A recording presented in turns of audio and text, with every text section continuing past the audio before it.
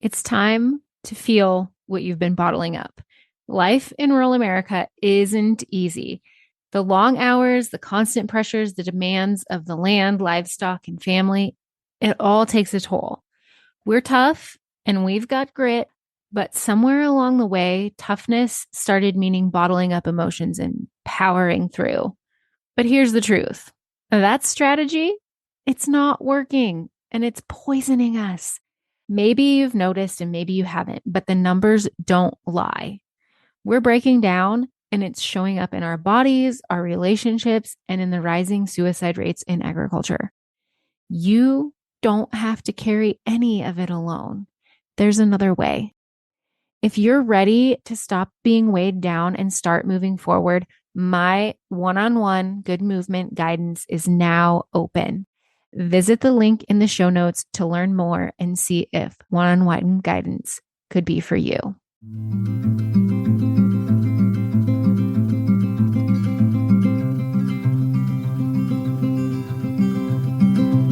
I'll carry you, you carry me, we'll help each other through it. Come on and see, good movement draws good movement.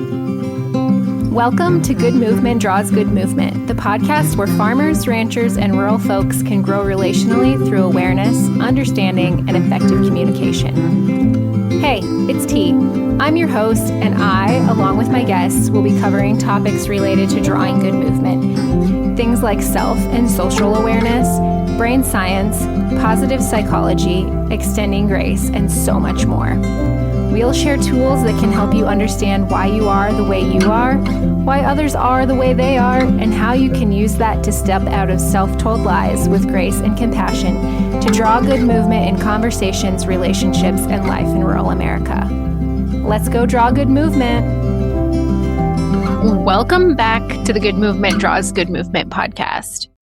I don't remember if I've shared this story on the podcast before, but last fall, I got bucked off a horse for the very first time in my life. I've fallen off, I've fallen with, and I have been forcibly dismounted by a scared runoff before, but I'd never been bucked off in a lifetime of riding until October of 2024. Now, if you ask Tom, I didn't actually get bucked off, I bailed off, which might be partially true. But either way, the horse bucked and I ended up on my butt on the ground. And the reason that I ended up in that situation is because I was straight ignoring what the horse was telling me. I was not paying attention to the signals he was sending me. He had zero clue what I was asking him to do. And yet I kept pushing. Instead of slowing down and attuning to him, I tried to power through. I just kept asking and asking and asking and asking. And pretty soon, he got fed up and I ended up on the ground. Ignoring signals from our horses and our livestock, like I did in that situation, causes disconnection and or danger. If you are not paying attention to what your cows are telling you, especially during calving season, you might get run over if you're not listening or if you're just straight ignoring what they're saying through their body language, obviously. But attuning to them helps everything flow more smoothly. And the same can be said for our bodies and our emotions. Emotions aren't just something given to humans to make life more challenging, believe it or not. Emotions are actually meant to help us, guide us, and connect us, which I know is in contrast with what's commonly taught. Emotions are inconvenient, a sign of weakness, or something to be shoved down or pushed through. And that's what a lot of us have done because that's the example we had. And we've done it, again, because that's the example we had or how we were taught. And maybe we've done it because that's what kept us safe for a long time. But long term, that mindset of shoving down, emotions are weak, blah, blah, blah, blah, blah, that costs us. It's not a good long-term solution. So again, Emotions weren't given to us to make our lives more challenging.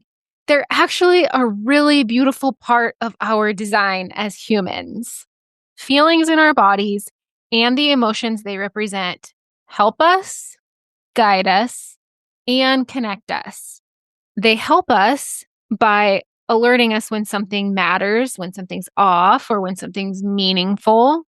Like physical pain tells you that you have an injury, or sometimes physical pain can tell you that you've been holding on to emotions too long. But the point is, they're there to help us. They guide us. When we allow them, they show us what we need. Sadness points to loss, anger points to injustice or boundaries that have been crossed. Joy points us to what matters in life. Emotions also connect us. When we feel safe and we share them honestly, they bridge the gap between us and others. Vulnerability deepens connection. I know that you may have just heard that sentence and felt a visceral reaction because vulnerability feels really scary. Again, because that's what we were taught, that's what we were shown, that's the example we had. But vulnerability deepens connection. Now, I won't lie, these were simple concepts that were hard for me to grasp in the beginning, especially that last one, that our emotions can connect us and that vulnerability deepens connection. But with the inner work that I've been doing, with learning to actually feel in my body emotion and letting it guide me or asking it to guide me, quite frankly, I felt safer. And I finally have been able to do what Tom has been asking me to do probably for, I won't say probably for our whole relationship, but especially since 2020. He had been asking me to share what I was thinking, tell him what I was feeling, show him, open up. And I was afraid. I was afraid because it didn't feel safe for me to share with him that vulnerably. But once I started doing that, I want to tell you, our connection is so much deeper and so much better than I could have ever imagined. Like I always have felt like our connection has been great and I didn't see a way that it could be better, but it is. And it was because, in part, because of the healing that I had done and the healing that he's done, but also in large part because I was able to open up and share and be vulnerable with him. And so I know that that sounds super scary, or it can sound super scary, but I also know how great it can be.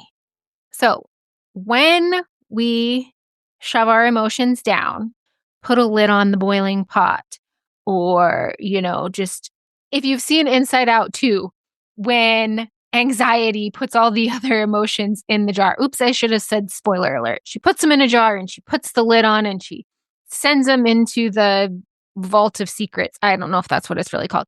But fear is like, we are suppressed emotions.